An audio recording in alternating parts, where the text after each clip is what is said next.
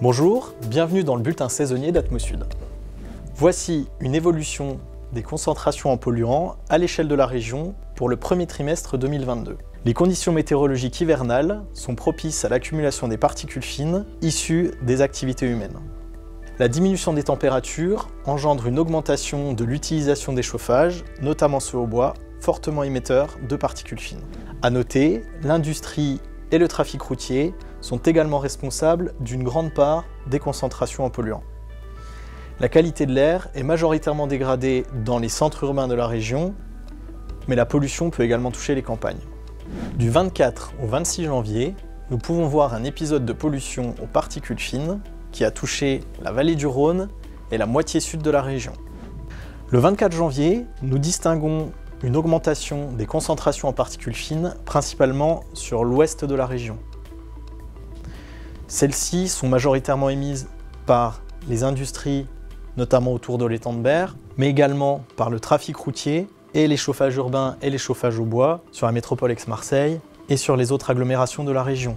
Le 25 janvier, les concentrations se diffusent vers l'est de la région, dans les vallées alpines et sur les agglomérations.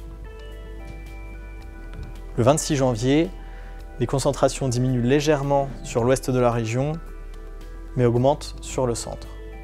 Le seuil d'information-recommandation, fixé à 50 microgrammes par mètre cube et par jour, est dépassé le 25 janvier dans le Vaucluse, le 26 janvier sur le Var et dans les Bouches-du-Rhône pour ces 2 journées.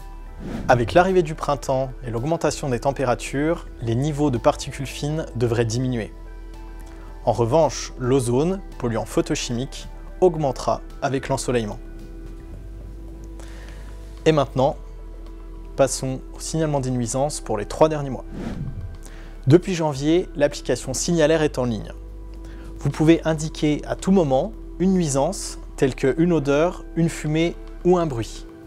Du 1er janvier au 31 mars, près de 1200 signalements ont été enregistrés sur la plateforme.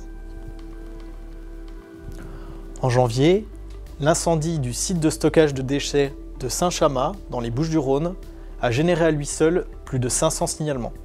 Depuis janvier, le risque allergique était majoritairement lié au pollen de cyprès. Début avril, les pollens de platane font leur apparition. Vous pouvez consulter le risque allergique de la semaine à venir directement sur notre site internet atmosud.org, rubrique pollen. Quant à moi, je vous laisse sur ce qui se passe en ce moment sur votre territoire.